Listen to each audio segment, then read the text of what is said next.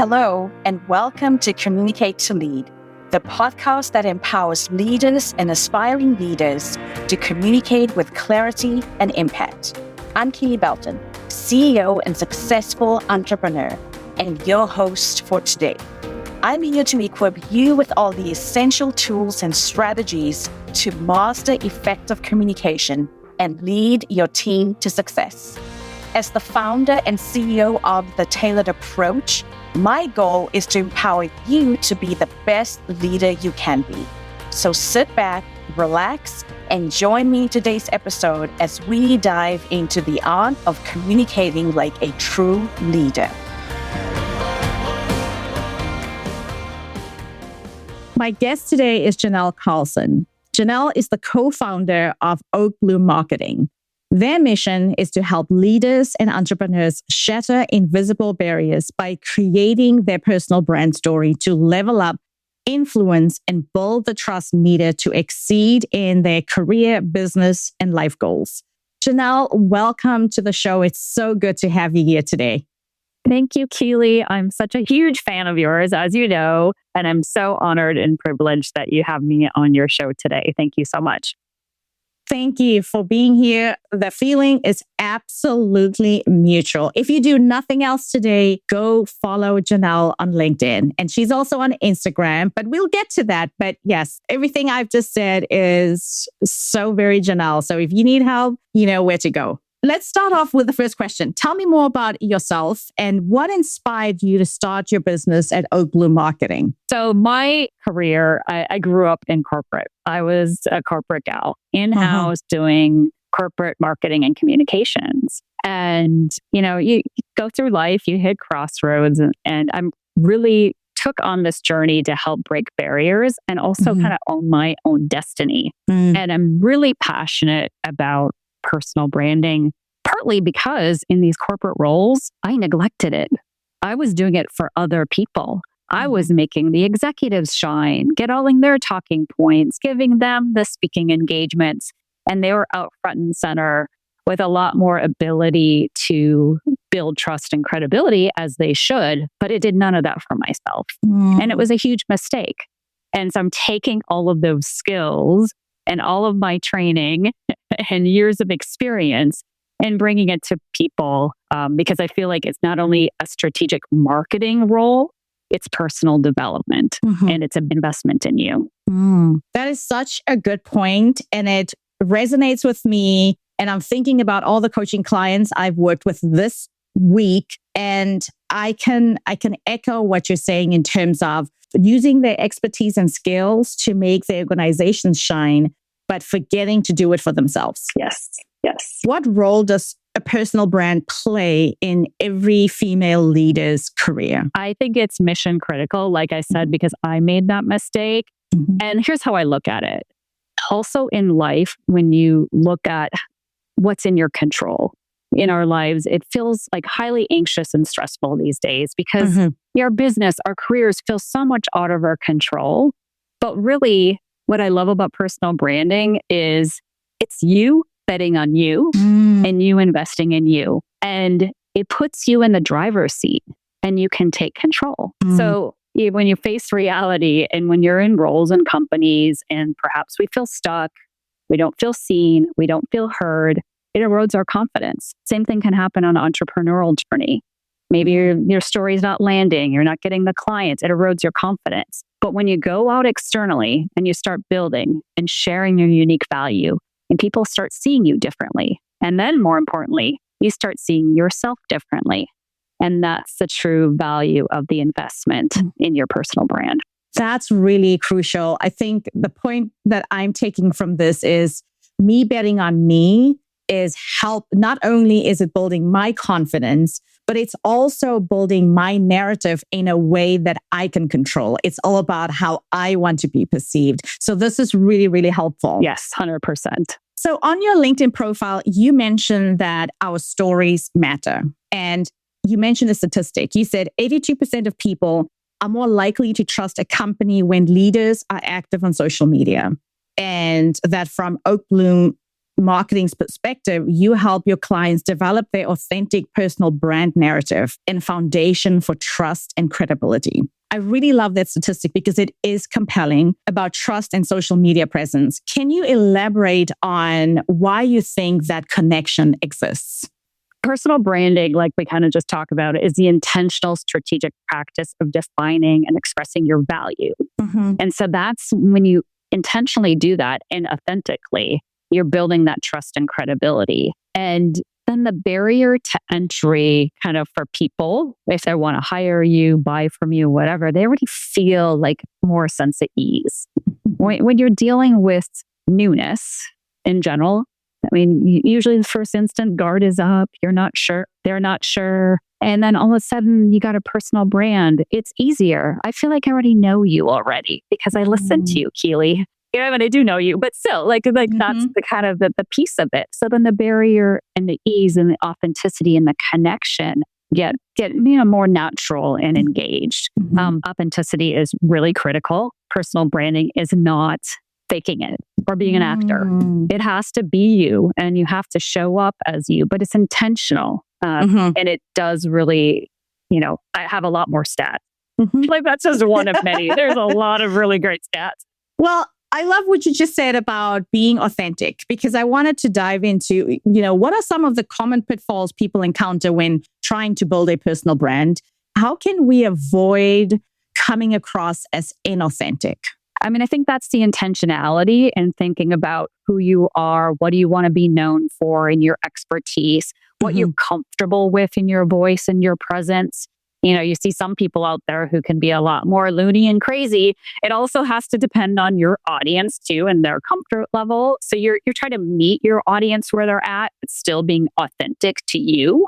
And creating that niche. And when you have a vision of who you're trying to speak to and what you want to be, you can marry that authentically.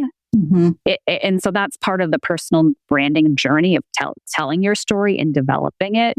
And I would say the pitfalls are when you build the platform, you're trying to spread yourself too thin and do everything, because you might have to build little by little.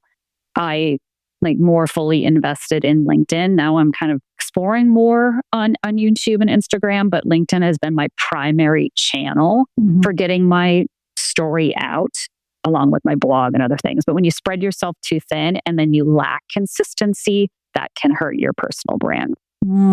I know I sometimes fall prey to that when things get busy, the first thing that goes out the window is the focus on personal brand. It's okay, but I have to juggle all these balls and there are certain ones that cannot fall on the ground.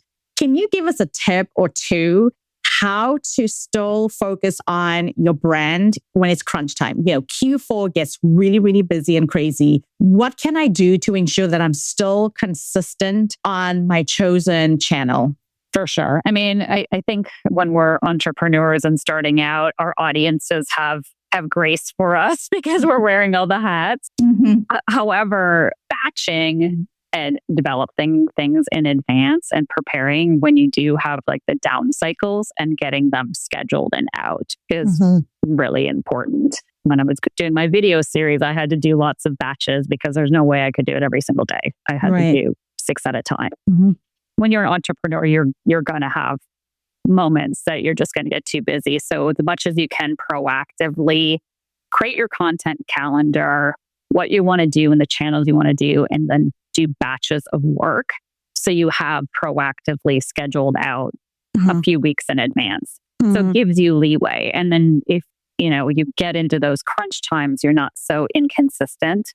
And if you're going to go through extreme crunch times and you batch things out for once a week, maybe you want to do it every other week. So it spreads out a little bit more. You still have that consistency without just going dark for 3 months. But it's going to happen. We have to have grace with ourselves. That's true. So I realized we both talked about, we used the term channel, and I realized we're not all in marketing, so we might not necessarily know what a channel is. Can you give us a quick description of that? So where you bring your message to life you have to decide where your audience shows up. Mm-hmm. And once you just, it's like, okay, I'm targeting B2B, business to business. They're primary, my decision makers are, I would say, more on LinkedIn. So I'm going to choose that as a primary channel for my communication. My own business website and blog is another channel for my communication. So that's part of your content strategy, is marrying out your audience, where they show up, and then building that, and then not overextending, because there's, from a social media perspective, you could be on TikTok, YouTube, Instagram, Facebook, all the things. And you might not need to do all the things when you're a solopreneur or a very small business. And what do you think about the strategy of repurposing content? If you're creating your hero piece or your main piece for LinkedIn and thinking, well, I want to target customers directly as well, so I want to show up on Instagram in some way or in some shape or form. What do you think of repurposing that content that you initially created? Yeah, I think that you can strategically repurpose various types of content unique to that platform and the audience.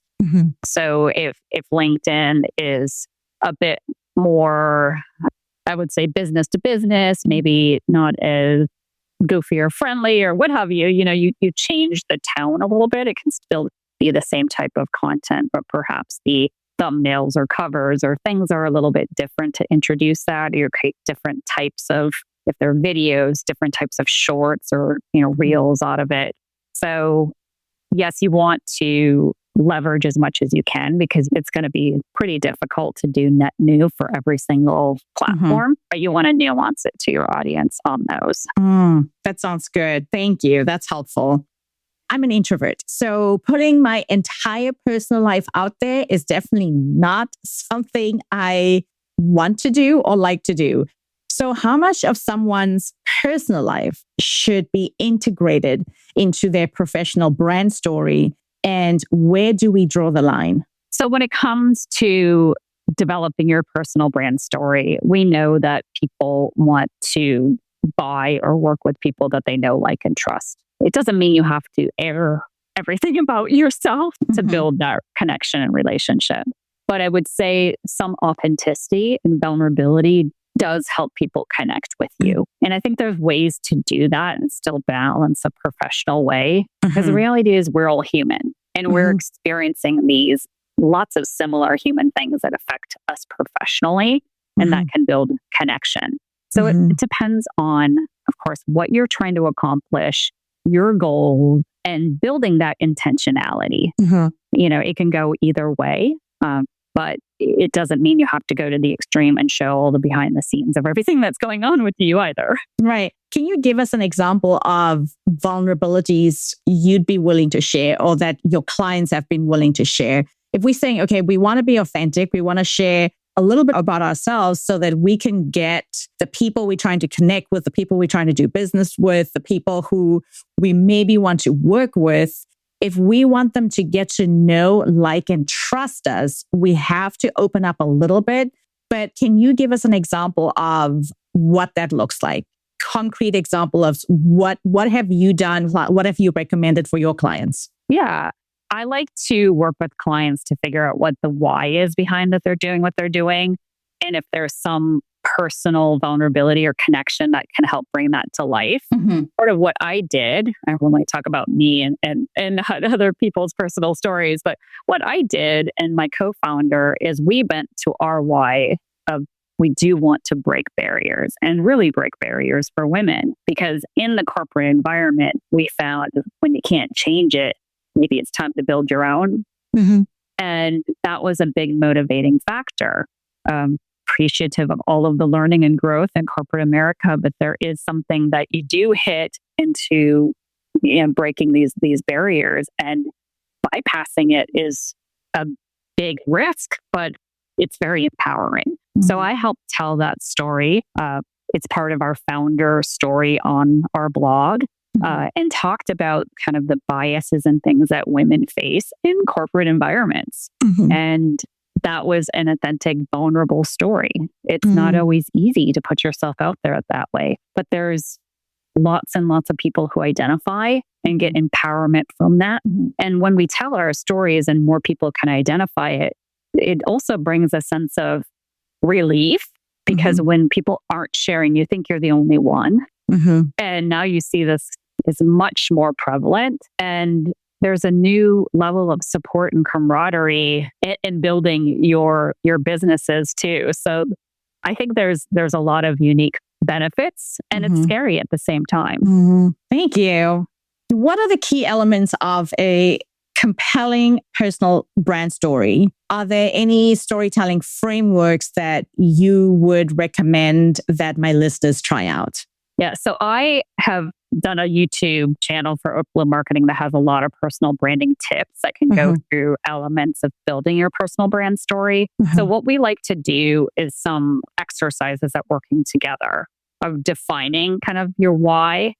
We decided our why is to break barriers and then had a whole founder story around that, identifying your unique strengths, and then maybe even your pivotal moments. There's some things that happen in your life that can build that connection point that cause you to pivot, that can help connect your audience. So we go through these types of exercises and then we bring that to life in a very clear, concise, compelling way of creating your own headline, your own founder story, your like building them on the journey, because it's very important to treat your story almost like you're writing, something for the news media. You want to hook them in, you want to take them through, and that headline and opening lines really matter in telling your story. So those are a little bit about how we build those frameworks, and it's very much workshopping with our clients. Do you by any chance have a guide or a cheat sheet, a checklist that my listeners could download from your website or take a look at your LinkedIn profile to help them create their own brand story? I haven't created a checklist, but that's a great idea. We do have blogs that, kind of outline what you can put in your personal brand. Yes. Okay. But a checklist would be great. And I do have coming soon actually a free tool to help you assess your LinkedIn profile and how you tell your story and how you show up there. And that should be coming out in the next couple of months. That will be free for people to use. Oh, beautiful. I will link to your blog and to your LinkedIn in the show notes. So make sure that if you want to keep up with Jeanel, so that you get that free tool when it comes out, you know exactly where to find her. Can you share an example of someone who has successfully built a strong personal brand and what made their story so effective? I was thinking about the author Brené Brown of how she came out, with her first TED Talk about shame and vulnerability and how she just skyrocketed. I mean, she is a researcher and did all this work on authenticity and vulnerability that just touched so many people. But how she skyrocketed herself and her personal brand through this narrative, I think is phenomenal. So she's incredibly inspirational, I think, as just somebody who showed up and was authentic and really showed her expertise, but then transformed how we communicate and also helped elevate personal branding, because now I can see that more people are less scared to be a little bit vulnerable. She helped open that up. That's true. One of the key things she often talks about is that vulnerability piece. And what I appreciate about her authenticity, not only does she talk about the research that she's done on shame and vulnerability, but she openly shares some stories that are really hard to tell. And I think if I'm thinking of my own perspective, there's some stories I would think twice in sharing, but I feel so inspired that she's sharing that she's sharing the things that she struggled with. She's sharing about parenting and the things that she's doing right and the things that she second guesses herself. And so we get that landscape of the types of moments you can share in your personal brand. And the wonderful thing is, as the author and owner of your personal brand, you get to decide what you put out there. 100%. 100%. And it might evolve. You might decide early on that you're not quite sure, and then you just inch it out, and then you realize that your audience is really connecting with you. So then maybe you give a little bit more. I mean, I think it's a journey like anything, and it can evolve. Absolutely. I'm listening to you talking, and you just mentioned that in a couple of months, you'll have that free tool where we can assess, evaluate our LinkedIn profiles. How can someone measure the success of their personal brand storytelling efforts? What metrics should we be tracking? So in general, when you're working on your personal brand or company brand, it's about building your connection and your awareness and authenticity, credibility, and trust. So if you're going to look at various metrics, if you're on LinkedIn, you can see if people are engaging with you and following you over time. But really, if you want to have true success metrics, it's going to be integrated into your larger marketing plans and campaigns, because the branding component is a critical element for keeping you top of mind. So when people are ready to engage, they know, trust, and like you to engage. And it's a little hard to have a direct correlation. So the way I have done it is just track engagement and following and things like that. But I don't know if it's like exactly necessary to say, I need this many more followers, or, it's a little bit vanity metrics in a way, but it makes you feel better when you get more likes and followers.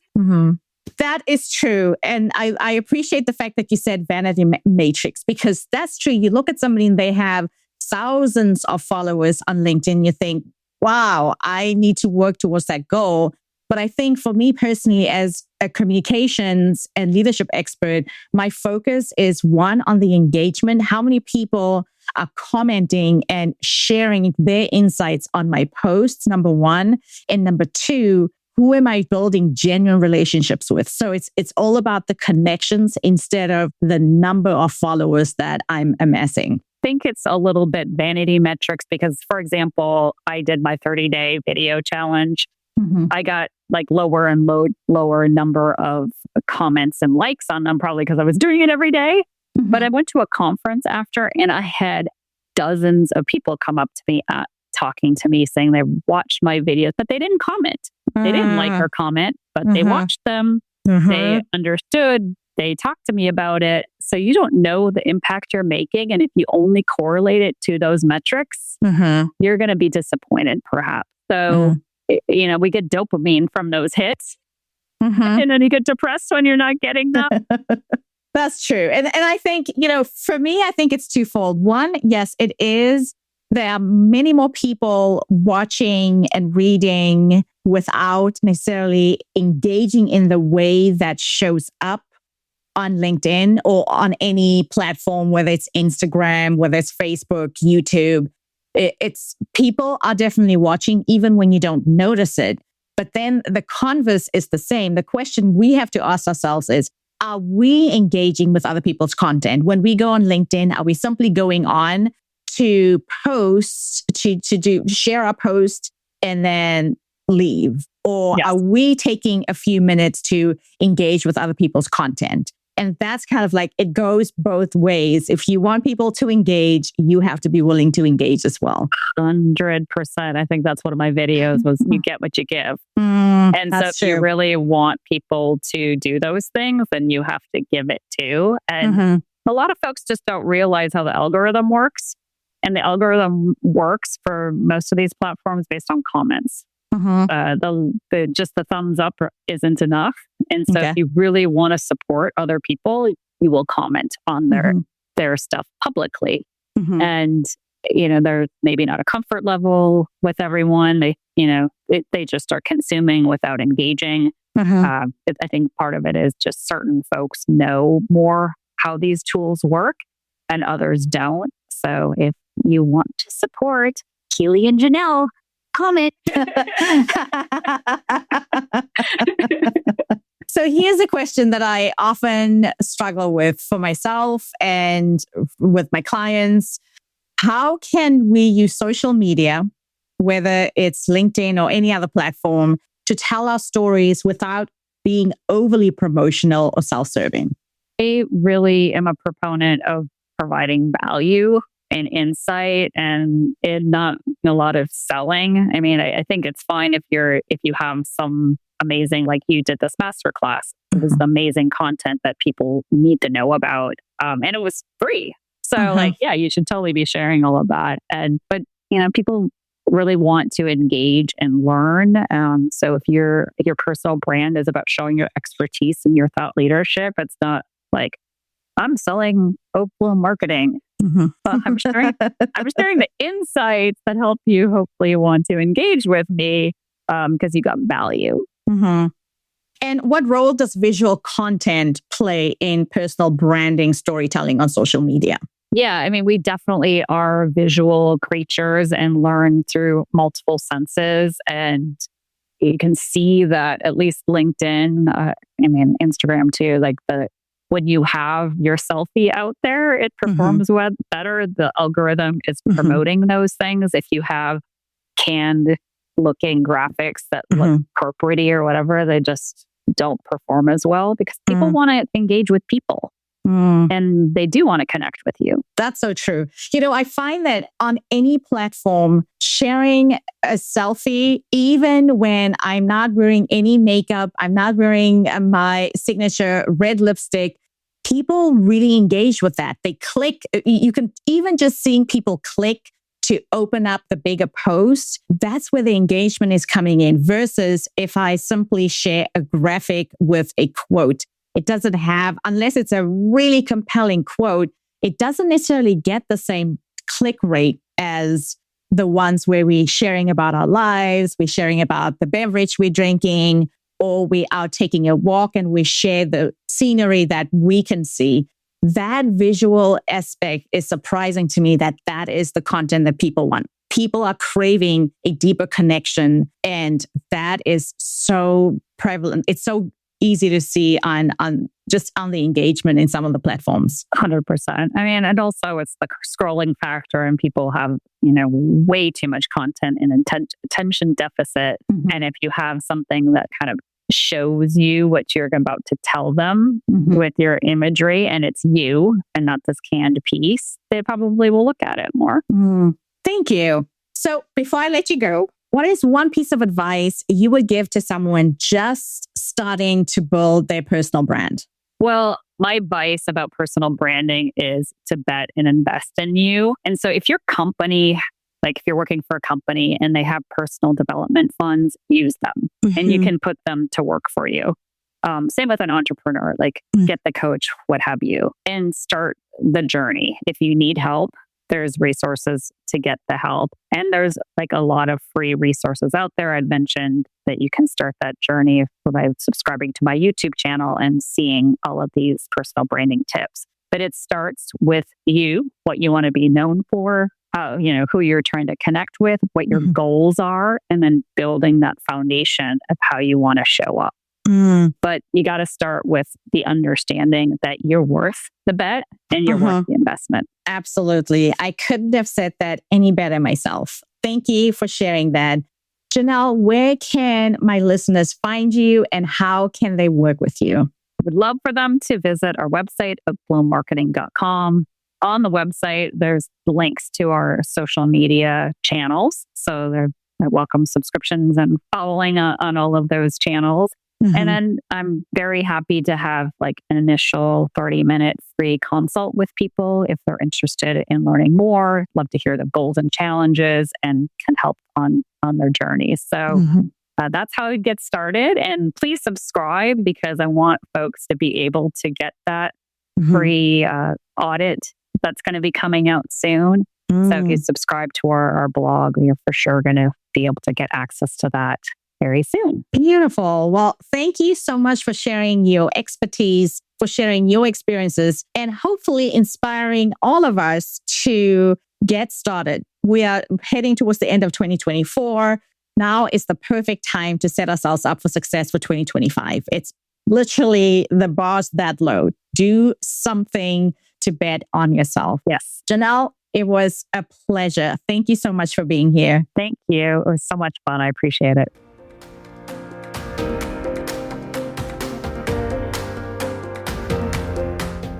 And that's a wrap for my conversation with my friend, Jeanel Carlson. I hope you enjoyed Jeanel's tips on telling your brand story. and creating visibility for your career, whether on LinkedIn or on another platform. Today is the day to start shining the light on the incredible work you're doing and the impact that you're having. Don't wait till the new year to connect with others in your industry. Use this time to start building your connections and sharing your work. Thank you for joining us today. If you find this episode helpful, check out Jeanel's company, Oakbloom Marketing, and follow her on LinkedIn or Instagram. You can click her details in the show notes. And follow Communicate to Lead podcast so you don't miss any future episodes. Until next time, my friend, this is Keely reminding you that great communication is the foundation of inspiring leadership. Keep learning, keep growing, and remember to communicate to lead.